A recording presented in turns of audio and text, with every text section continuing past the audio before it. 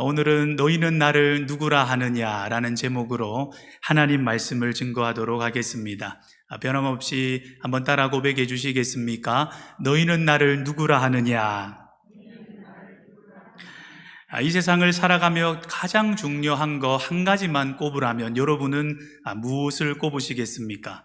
당연히 우리는 예수님 믿는 게 가장 중요합니다. 이렇게 외칠 것입니다.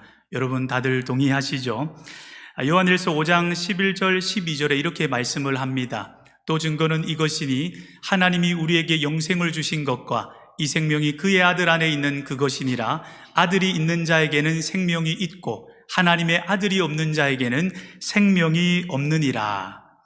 성경 말씀대로 예수님 믿고 안 믿고는 생명이냐 죽음이냐기 때문에 가장 중요한 거 한 가지 꼽으라면 예수님 믿는 것입니다. 이 말에 부인할 사람은 아무도 없을 것입니다. 그런데 예수님을 믿는 것만큼 중요한 게 있는데요. 그것이 무엇이겠습니까? 아니, 그보다 중요하다 할 수 있는 것이 있습니다. 아니, 목사님, 무슨 말입니까? 예수님 믿는 것보다 중요한 게 있다니요? 이렇게 생각할 수도 있는데 그것은 무엇이냐면 예수님을 누구로 믿느냐? 예수님을 누구로 믿느냐는 예수님을 그냥 믿는 것보다 더 중요한 주제라고 할 수가 있겠습니다. 저는 며칠 전에 기름을 넣기 위해 주유소에 갔습니다. 계산을 한다고 직원과 이야기를 하고요. 그리고 직원을 전도했습니다. 저는 직원에게 이렇게 물었어요. 예수님을 믿으십니까? 이렇게 물었는데 직원은 뭐라고 대답했을까요? 예, 예수님을 믿습니다. 이렇게 대답을 했어요. 그래서 저는 직원의 그 말이 너무 반가워서 또 물었습니다. 그러면 당연히 저는 교회 다니는 줄 알고 어느 교회에 다니세요? 그러니까 그분이 하시는 말씀이 교회는 안 다닙니다. 그래서 뭐 때문인지 제가 물었더니 그가 이렇게 말을 합니다. 자기는 예수님을 믿기는 믿는데 예수님을 어떤 분으로 믿냐면 모세나 이사야 같은 선지자 중에 하나로 예수님을 믿는다는 거예요. 그리고 자기 신분을 밝히는데 사실 나는 무슬림입니다. 이렇게 밝혔습니다. 그래서 제가 예수님이 어떤 분이신지 성경을 어떻게 읽어야 하는지 성경의 주인공이 누구신지 그렇게 말해주고 기도를 해주었는데요. 그리고 저는 그 사건 이후로 이런 생각을 하게 되었습니다. 모든 사람이 예수님을 믿는다고 하지만 똑같은 예수님을 믿는 것은 아니구나. 사람마다 자기 방식의 예수님을 만들어 놓고요. 예수님을 자기 식대로 믿는 게 있다는 걸 저는 그분과의 대화를 통해서 알게 되었습니다. 그리고 이런 질문이 생겼죠. 그렇다면 나는 예수님을 누구로 믿고 있는가? 여러분께도 이런 질문 한번 드려보겠습니다. 여러분 예수님 믿으십니까? 예, 당연히 아멘 할 것입니다. 그렇다면 여러분 우리는 예수님을 누구로 믿고 있는가요? 오늘 말씀에도 이런 유의 이야기가 나오는데요. 수많은 사람들이 예수님의 기적을 보고 예수님을 열광하며 예수님을 따랐습니다. 그러던 어느 날이죠. 예수님께서 제자들에게 묻습니다. 사람들이 나를 그렇게 환호하며 따라오는 사람들이 나를 두고 뭐라고 하느냐? 나를 어떤 누구로 알고 있느냐? 예수님께서 묻습니다. 제자들이 예수님의 그 질문에 대답합니다. 예수님을 따르는 무리 중에 어떤 이들은 세례 요한이 죽은 자 가운데 살아나서 그는 아마 세례 요한일 거야. 이렇게 말하고요. 또 어떤 이들은 엘리야라고 합니다. 어떤 이는 예레미야나 선지자 중에 하나라고 하고요.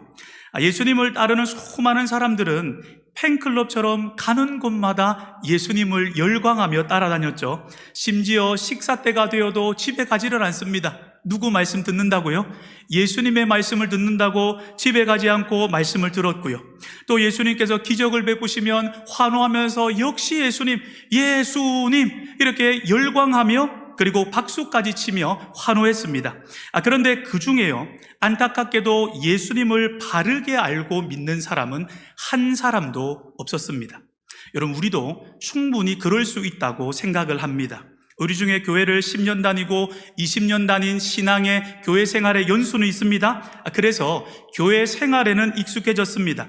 그래서 헌금도 하고요, 찬양할 때 박수까지 치며 그리고 눈물까지 흘립니다. 물론 귀한 일이고 마땅히 신앙생활 가운데 해야 할 일입니다. 하지만 수많은 무리들이 예수님을 따랐지만 바르게 알지 못하고 예수님을 바르게 믿지 못한 것처럼요, 우리도 일은 하는데, 주의 일은 하고 교회 봉사는 하는데, 예배는 나오는데 정작 예수님을 놓치는 경우가 있다라는 것입니다. 그래서 우리는 신앙생활에 가장 중요한 것이 있다면 반드시 우리 마음에 새겨 놓아야 할 것입니다.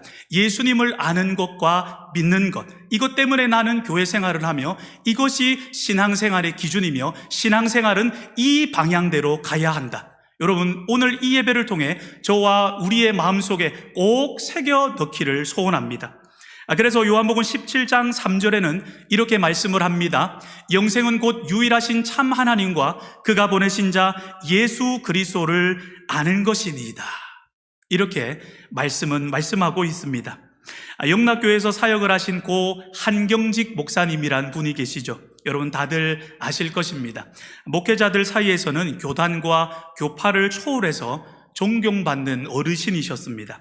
한경직 목사님에 관한 유명한 이런 일화가 있는데요. 하루는 후배 목회자들이 목사님께 한 말씀 듣고자 모였다고 합니다. 그리고 목사님께 어렵게 부탁을 했죠. 한경직 목사님, 우리 후배 목사들에게 한 말씀만 해주시죠.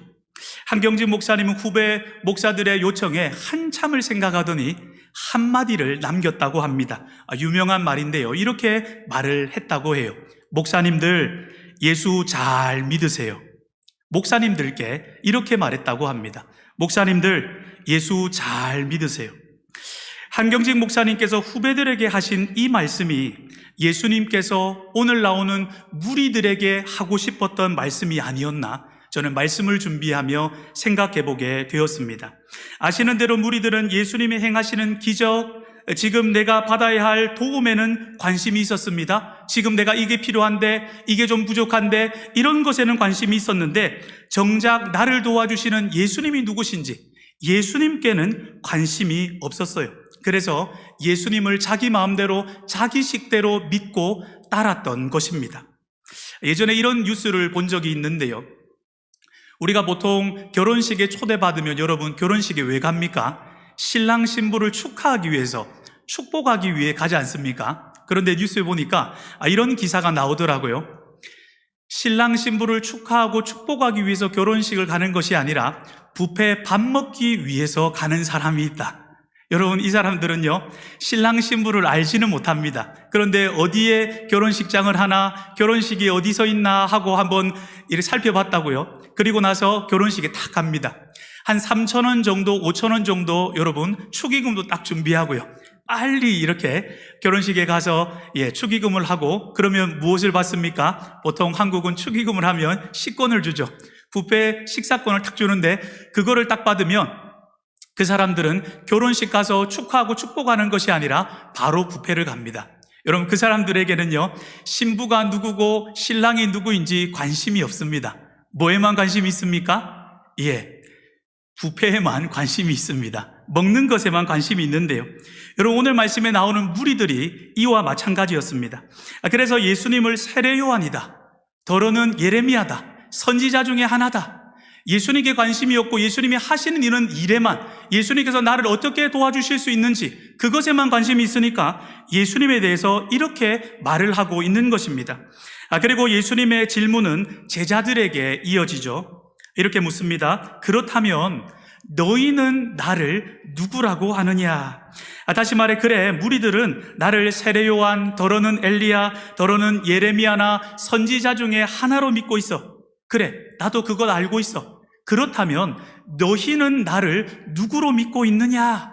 여러분, 예수님께서는 오늘 예배 나온 우리에게도 똑같은 질문을 한다고 생각합니다. 너희는 나를 예배하고 있다고 하지만 너희는 나를 가리켜 누구라고 하느냐? 누구라고 믿고 고백하고 있느냐? 여러분, 오늘 예배를 통하여서 이 질문에 한번 마음속으로, 그리고 한 주간 삶을 통해 답해 보시기를 바랍니다. 그때 베드로가 대답을 했습니다. 주는 그리스도시요 살아계신 하나님의 아들이십니다. 여러분, 이 고백은요, 예수님께서 극찬한 믿음의 표본이 되는 고백이다, 이렇게 말을 할 수가 있습니다. 예수님께서는 베드로의 이 고백을 듣고요, 칭찬과 약속을 주셨습니다. 내가 이 반석, 이 고백 위에 내 교회를 세우겠다. 여러분, 예수님의 교회, 예수님의 몸된 교회는 어디 위에 세워집니까? 어떤 사람이나 어떤 많은 재정이 아니라 예수님에 대한 바른 믿음 위에 세워진다.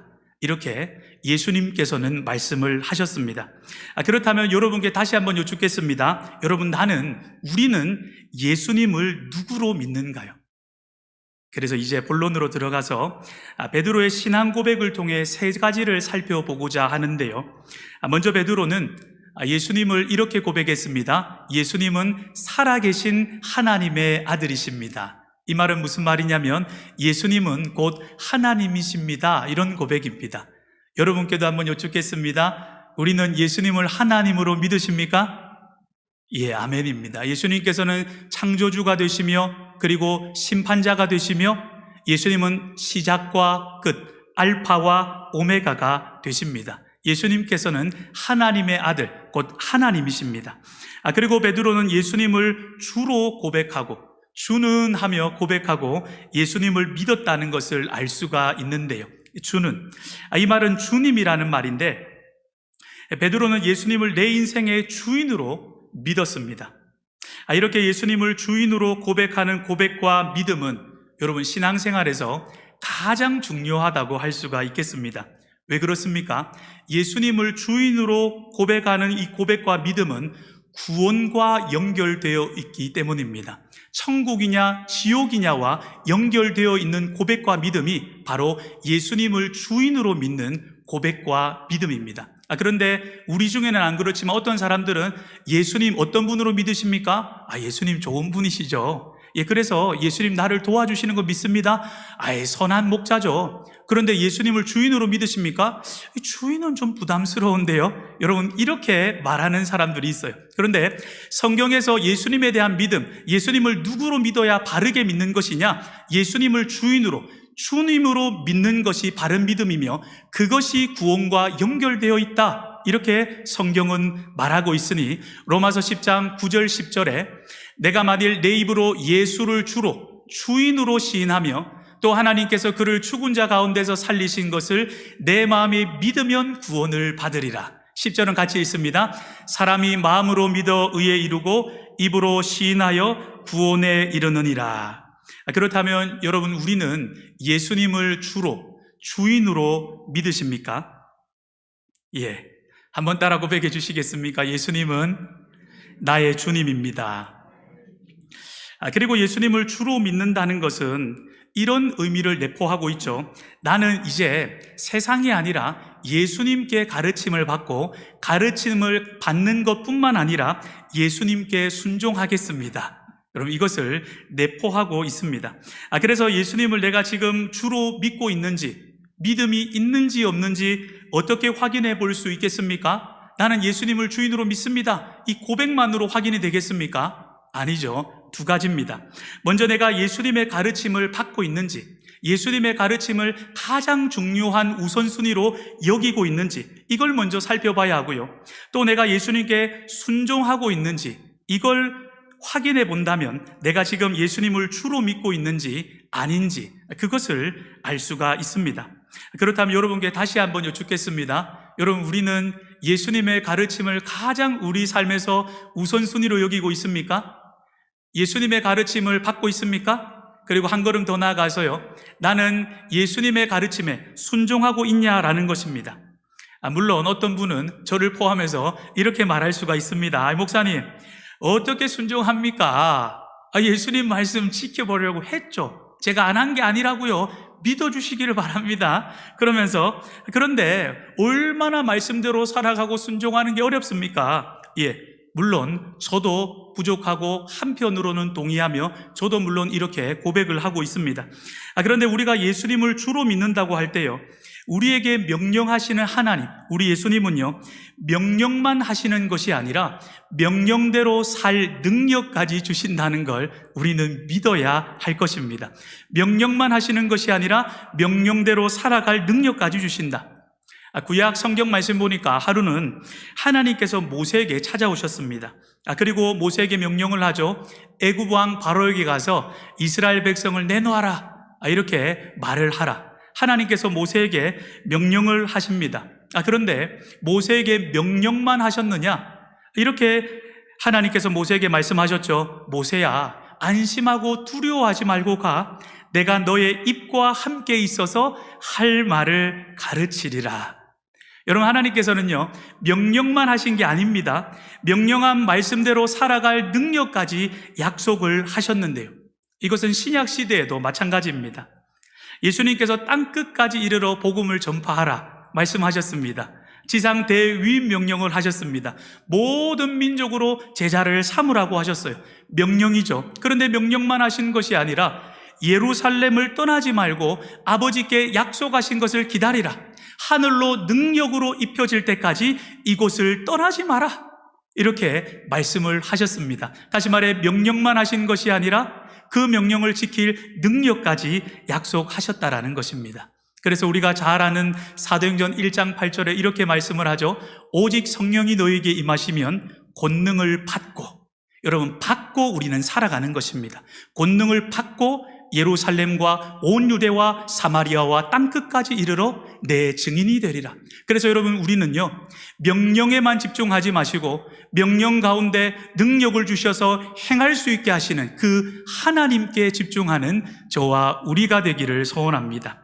이번 주에 신앙 도서를 읽는데 책에 이런 내용이 있었습니다.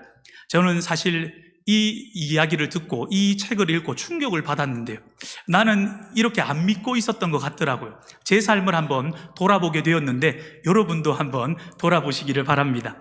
범사에 감사하라고 하신 하나님께서 범사에 감사할 수 있도록 나를 도와주실 줄을 믿습니까? 이 책에 그렇게 되어 있더라고요.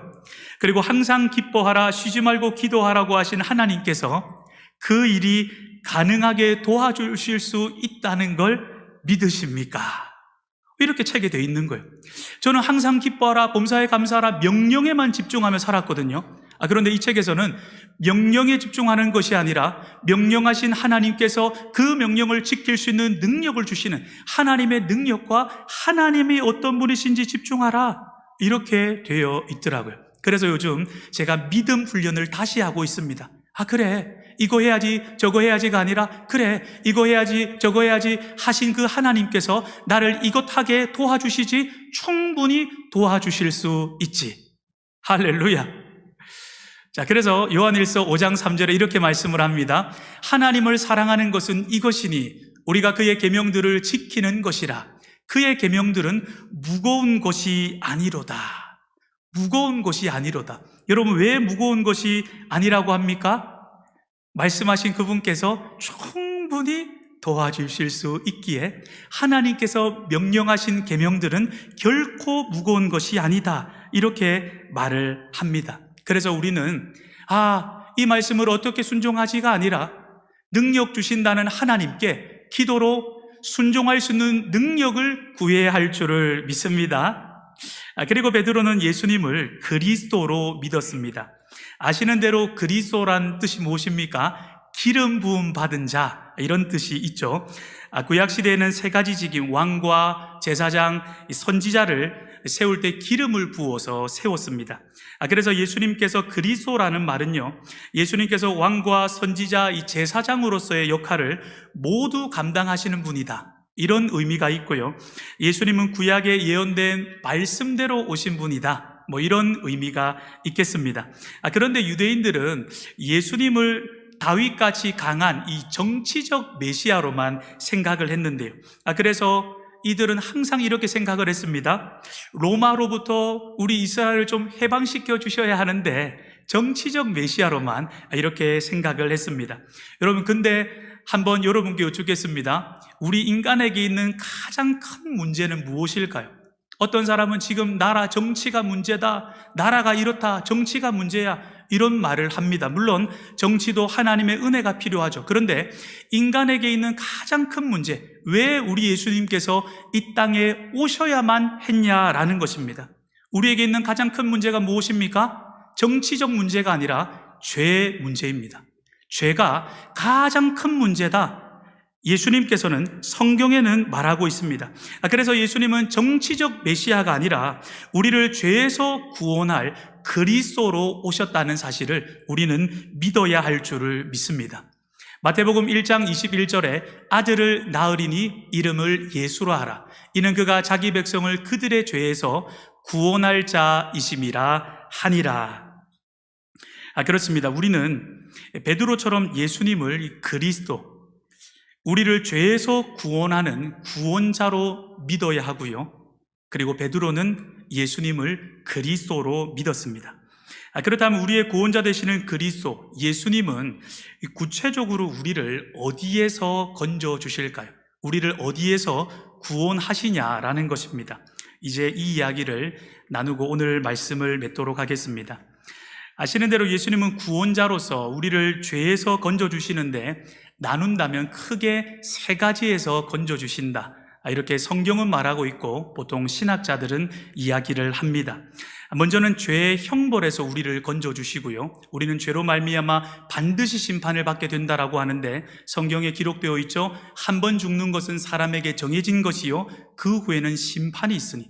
그런데 죄가 있는 사람은 그 심판을 피할래야 피할 수가 없다라고 합니다. 그런데 예수님께서는 구원자로서 그 죄의 형벌에서 우리를 건져 주신다라는 거예요.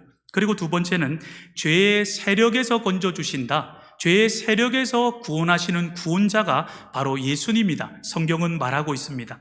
죄도 힘이 있다는 것을 여러분 느끼고 알 것입니다. 성경에도 그렇게 말하고 있는데요. 그런데 그 죄의 세력을 예수님께서는 끊어버리시고 죄의 종로로 타는 것이 아니라 하나님께 순종하는 자로 예수님께서 우리를 건져 주신다라는 것입니다. 그리고 성경은 죄 자체에서 우리를 건지신다 이렇게 말을 하는데요. 그런데 오늘은 죄의 세력에서 건져주시는 구원자 되시는 그리스도 예수님에 대해서 살펴보고요.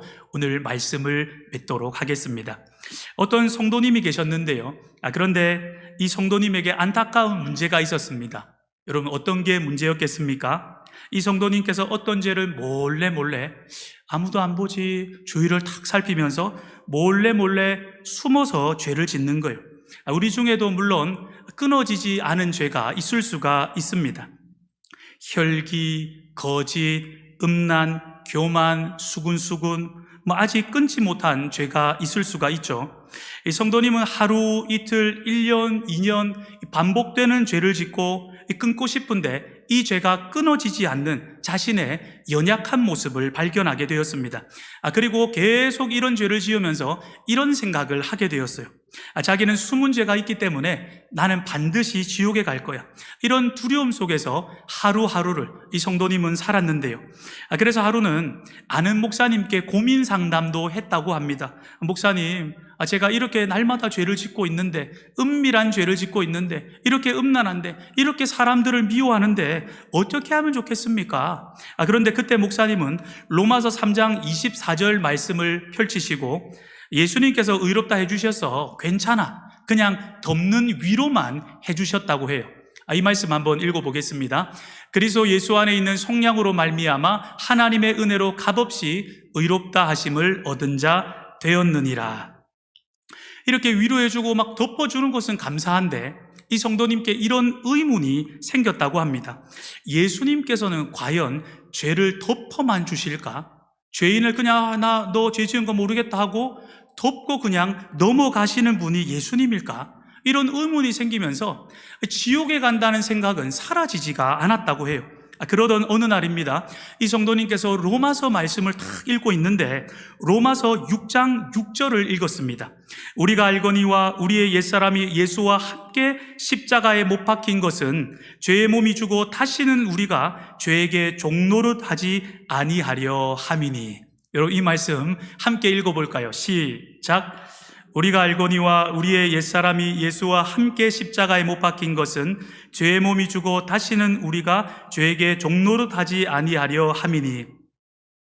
여러분 이 말씀을 이 성도님께서 읽는데 예수님께서는 죄인을 그 죄를 덮어주실 뿐만 아니라 죄의 세력에서 건져주셔서 더 이상 죄의 종노릇 하지 않고 죄의 중독에 빠져서 자유케 해주신다는 분이라는 그 사실을, 자유케 해주실 수 있는 능력이 있다는 사실을 이 성도님께서 깨닫게 되었습니다. 그리고 이 사실을 사실이기 때문에 믿기로 결정했는데요. 여러분 그 후에 이 성도님 어떻게 되었을까요? 드디어 1년, 2년에도 아무에게도 말하지 않고 숨기고 싶었던 그 죄가 십자가의 능력과 나를 구원하시는 죄의 세력에서 건져주시는 예수님을 믿음으로, 결단이 아니라 죄를 좀 끊어봐야지 결단하고 작정이 아니라 예수님의 능력으로 건져주시는 그 은혜로 끊어졌다고 합니다. 할렐루야. 죄의 결박에서 자유케 된 거예요. 나도 어쩔 수 없는 혈기에서 자유케 된 것입니다. 나도 어쩔 수 없는 음란에서 질질 끌려가던 그 죄에서 자유케 되었다, 이렇게 고백을 하더라고요. 여러분, 우리가 기억할 것은요, 이 성도님은 이 성도님의 능력이 아니라 죄에서 건져주시는 그리스도 예수님을 믿음으로 그분의 능력으로 죄에서 해방되었다라는 거예요. 그리고 이 성도님은 이렇게 고백을 하더라고요. 그 후로 나는 예수님을 주님뿐만 아니라 예수님 주님이시니까 따라다녀야지, 꼭 따라가야지, 순종해야지, 이렇게만 살았는데 주님뿐만 아니라 그 체험을 통해서 죄에서 건지시는, 죄의 세력을 끊어주시는 그리스도로 믿게 되었다, 이렇게 고백을 하더라고요. 이제 오늘 말씀을 맺으며 저는 저와 여러분에게 이런 질문을 한번 던져보고 싶습니다. 여러분, 그렇다면 나에게 예수님은 과연 어떤 분이십니까? 그리고 나는 예수님을 누구로 믿고 있는가요? 우리 모두가 이 성도님이 고백했고, 그리고 베드로가 고백한 대로 진짜 믿음으로 고백하기를 소원합니다. 주는 그리스도시요 살아계신 하나님의 아들이십니다. 여러분, 어떤 죄의 결박도 예수님께서는 끊으실 수가 있습니다. 죄를 덮어만 주시는 것이 아니라 결박을 풀어주셔서 자유케 함으로 우리가 하나님께 순종할 수 있게 하시는 그분이 우리가 믿는 그리스도 우리 주 예수님이신 줄을 믿습니다. 그런 은혜가 한 주간 평생의 삶 가운데 넘쳐나시기를 우리 주님의 이름으로 축원합니다.